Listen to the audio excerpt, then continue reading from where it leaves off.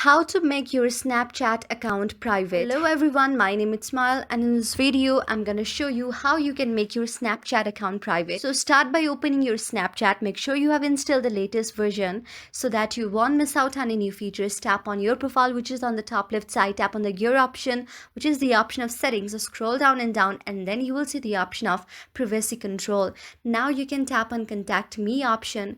Now if you set it to friends and contact, then the contact that have saved your number or that you have saved will be able to see your numbers. So I will suggest you just swap it to the friends option right here.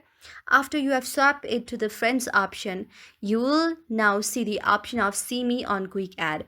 Now if you tap on show me on quick add, then the mutual friends would be able to see you on the quick add. So we need to turn it on by if there is a tick option available, then it is enabled and people will be able to see you. So just don't enable it, disable it from here and go back.